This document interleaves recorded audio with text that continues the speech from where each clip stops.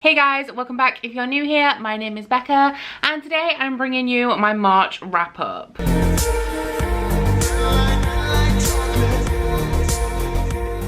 So the month of March was my best reading month of the year so far. I did read a total of 10 books. The first half of the month was definitely much stronger than the second half, as tends to be a little bit of a theme with me. I have noticed that at the beginning of the month I tend to read all of my shorter, quicker paced books, and then things are very slow moving towards the end of the month. So as I had already read quite a bit at the beginning of March, I have already done a mid-month wrap up. So if you would like to see a review for any of these books, which are Orange Future by Ichigo Takano, Ugly Love by Colleen Hoover, Aurora Rising by J. Kristoff and Amy Kaufman, Crooked Kingdom by Leigh Bardugo, and also Heartstopper Volume 3 by Alice Oseman, and Maybe Someday and Maybe Not by Colleen Hoover, then you can go and check out my mid-month wrap up, which I will link up here for you guys to see my full thoughts on those. And for those of you who are already all caught up on what I've read in March, let us get into my reading statistics. So as I said, in the month of March I read 10 books, which came to a total of 3,980 pages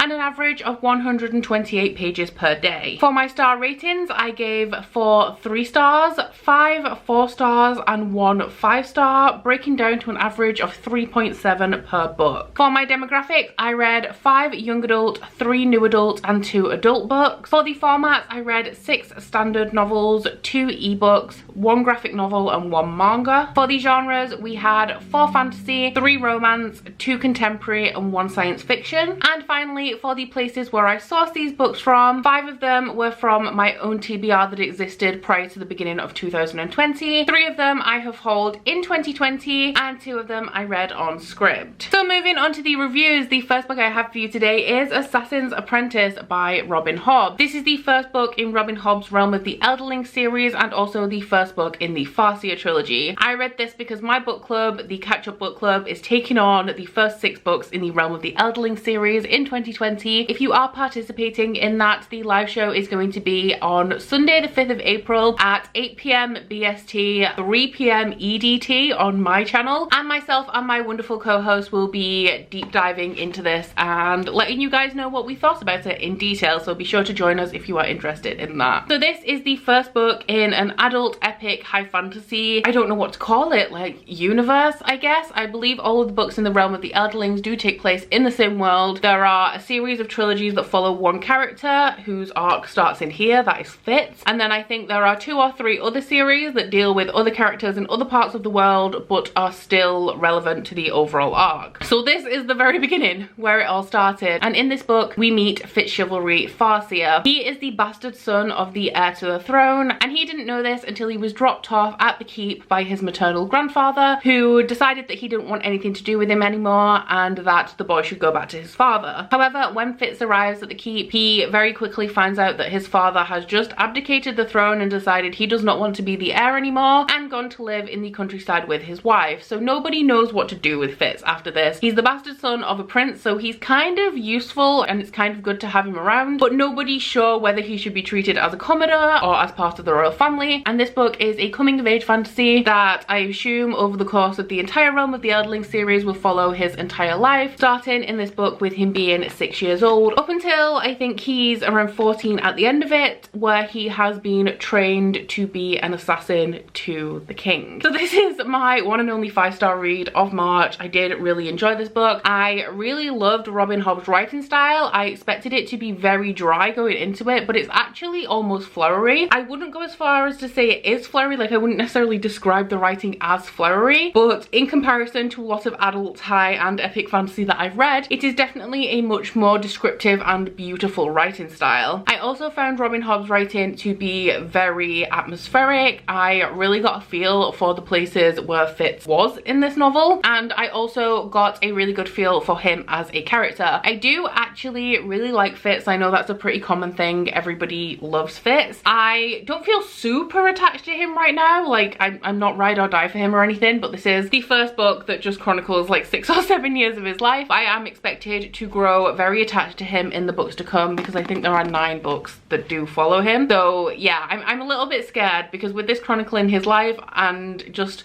with how grim this book was in tone going through it, like just all the things that happened to him, you know, he deserves the world. He doesn't deserve this shit. So I'm kind of worried about what the rest of the series has to come. But I did think that this was a very strong start to the series. Robin Hobb writes excellent characters. There is not too much plot in here, I would say, as it is a coming of age. It mainly just focuses on Fitz and growing his character. But I think with all of the work that Robin Hobb has done in here, we are going to have a pretty epic plot to come later on in the trilogy, and I cannot wait to see that unfold. I'm also intrigued about the magic system in here. Fitz is actually capable of having 2 types of magic. He has the wit and the skill, although the wit is much stronger than the skill as of yet in this story. The skill is the ability to connect people through their minds for communication, and the wit is the ability to bond with animals. Now, the thing that I'm really curious about going forward in this series is why nobody likes the wit, because the skill is something that is used in military strategy, and highborn people have access to the skill so that they can better control armies. However, the wit is very much looked down upon, and I really want to know why. Overall, thought this was a very solid start to the series. Very excited to see what the next book has to hold, because I think that we can only go up from here. So the next book I have was probably my least favorite book of the month. I did still give it 3 stars, but it was All the Stars and Teeth by Adeline Grace. I really didn't know what to expect from it. It is a watery young adult fantasy, which is not something that I traditionally reach for. Like, books that are set on the sea or books that involve things like mermaids and pirates are not ones that I ever usually really want to read. I mean, they sound interesting, but I don't automatically gravitate towards them. So I was a little nervous about this one going into it. But this is a young adult fantasy that follows a princess called Amora. She is the princess of a series of islands, and in this world, every island is skilled in a particular type of magic, but only the royal family can have soul magic. So Amora has trained in this magic all her life. She has the ability to read people's souls and see whether they're corrupt, but she also has the ability to kill people. So as is traditional in her kingdom, on the eve of whichever birthday it is that she's celebrating, she has to prove that her magic is strong enough for her to become the next ruler. During this demonstration, something goes horribly wrong, and Amora escapes on a ship that is captained by a pirate. So that is the kickoff of this plot. That is the catalyst. We also have, as detailed in the synopsis, a stowaway and a mermaid, and they make up the cast of the main characters. Now, this has very strong Moana vibes in setting and also a little bit in plot, because Amora is on this epic journey with this pirate, mermaid and stowaway to find out the secret of her island, of her kingdom, so that she can go back and save everybody. So she is Moana, but with a bigger crew and a better boat, essentially. The writing in this was good. It wasn't anything like absolutely mind-blowing or fantastic, but it was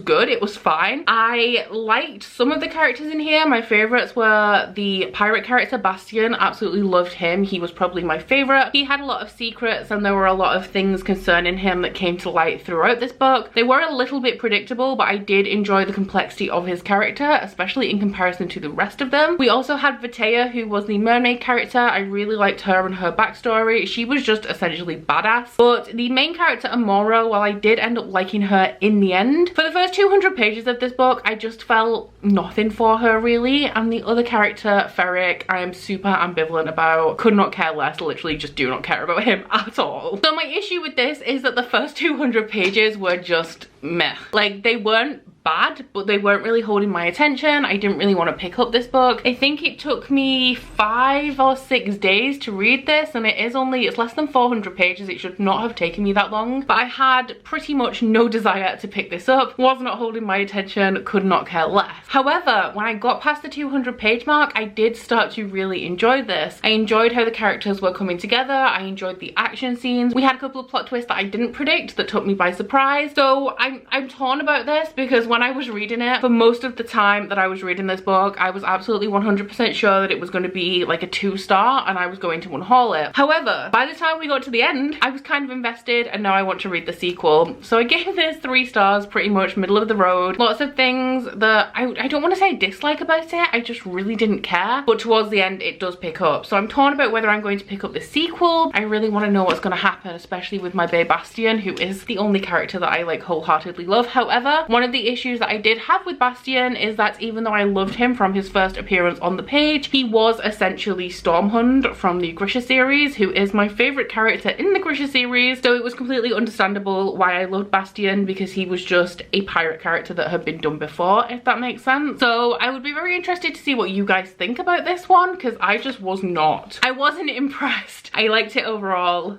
but my whole just reading experience of this was just really average. And then the final book that I read in the month of March, I'm surprised that I finished it. I finished it on the last day of March with 6 hours to spare, and that was Peace and Turmoil by Elliot Brooks. So you guys probably know Elliot Brooks as the fantasy booktuber. She reads a lot of adult high fantasy. She's one of my favourite booktubers, and she is pretty much my go-to for adult high fantasy recommendations. So I typically do not pick up YouTuber or booktuber books. However, when this was released last year, I did really want to get hold of a copy because I wanted to support Elliot, and with her having such a love for high fantasy and being super immersed in adult high fantasy, I trusted that she would be able to do it right and wanted to give this one a try. So my review for this is going to be quite conflicting because I did give this 3 stars, but I actually really loved this story. So starting off with the plot of this, which is hard to get a grip on. This is an adult epic high fantasy that follows 4 main characters and also some prominent side characters. We have a lot of perspectives in here, but the main 4 are Guinevere, Dietrich, Roland, and Zodia. So the main character that I really fell in love with, my favorite character in this, was Dietrich, and he is the assassin prince of a kingdom that used to be enslaved. His father led a rebellion that freed their people, and they have an established country now. They are the monarchy. However, Dietrich's mother has fallen ill, and he knows that if his mother dies, his father will also crumble, and neither of their sons are yet ready to take the throne. So Dietrich is on a quest to one of the Western kingdoms to see a princess about getting hold of one of 2 prominent artifacts in this book. So the princess is Guinevere. Now Guinevere is in love with the prince of another Western kingdom, who is Roland. Roland is also in love with her, but they cannot be together because they are the guardians of the artifacts. Guinevere holds the amulet, which has the power to nullify magic, and Roland has the dagger, which grants the wielder immortality. The reason they cannot be together is because if the guardians of the artifacts are together ruling one kingdom, it would be a lot easier for an enemy to get hold of both of the artifacts at once. So because of this, Guinevere is being forced to marry by her father. He has told her that she has to find a husband, and while there is a lot of political machination, especially in her perspective, that is where her story arc starts. We then have Roland. Now Roland is, as I said, the guardian of the dagger. However, he was never supposed to be. His older brother, who is not actually related to him, he's kind of adopted, Dorian, was supposed to be the guardian. However, he fell in love with the leader's daughter of a party of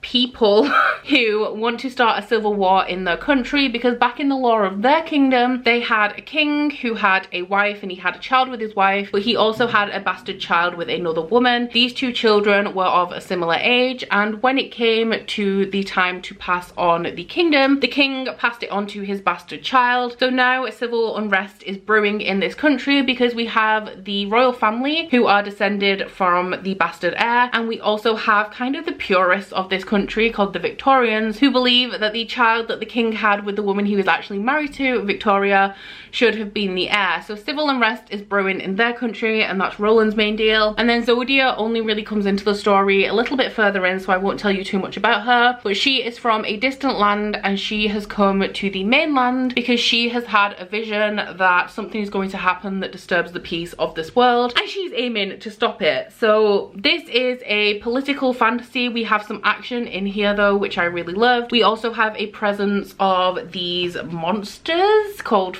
well, they're fiends called fiends. They are, I'm not sure about them and their origins yet, but they are the main danger in this world. We do also have dragons in here, and one of our characters does bond with a dragon. That was one of my favorite parts of this story. Altogether, plot-wise, character-wise, absolutely love this. Now, the reason that this got 3 stars is because of the writing. Now, the writing style I like. I really like Elliot's writing style in here. This is 715 pages. I flew through this in 5 days. It's not dense at all. It's super compelling. Really loved the characters. Just wanted to keep turning pages while I was reading this to find out what's going to happen. I think the plot, the pace, and the characters are absolutely great. The writing style is good. The writing style kept me reading. However, there were a few instances in this of incorrect word choices being used, which kind of pulled me out of it a little bit. There were also, to my particular taste, there were sentences and phrases that were a little bit clunky. Some bits were overworked and could have been trimmed a little bit. So because of that, the writing was kind of just like middle of the road, and I did notice just a couple of inconsistencies within the plot. And then finally, when I got to the end of this book, some of the plot twists, I kind of was left wondering whether they were well developed, whether there could have been hints laid earlier on. I think that Elliot did a really good job with all of the plot twists that come at the end of this book. I just think possibly there could have been more groundwork done earlier in the book, so that when these twists would come in, I felt like a mastermind piecing together how everything had like fallen into place. That being said, aside from the characters, the pacing and the writing style of this, the betrayals, this reminded me a lot of the Queens of Innisleia in the way that we just had betrayal after betrayal after betrayal. All of the characters are super morally grey in here, and when I'd finished this book, I was left just questioning everything, because with being in the perspective of these characters, you kind of think the best of them, you know, you think you know everything that's gone on. Although I do feel that Elliot purposefully cut chapters off in certain ways to mislead us into assuming that the character had done something that we expected them to do when they were actually doing something else. However,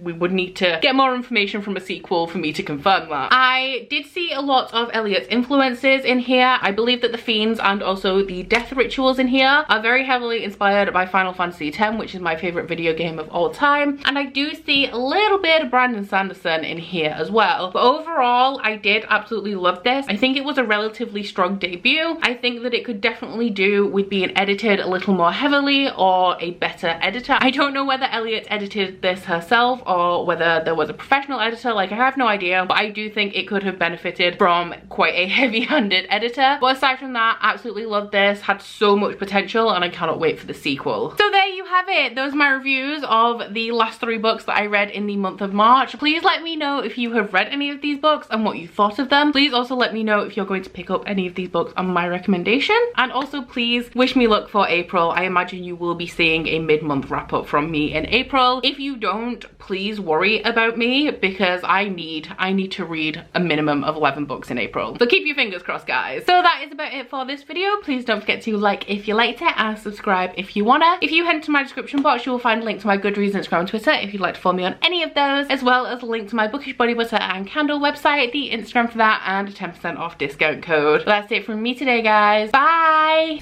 Oh, you bite your friend like chocolate. You say you will go where nobody knows, with guns hidden under our petticoats. We're never gonna quit it, no, we're never gonna quit it, no.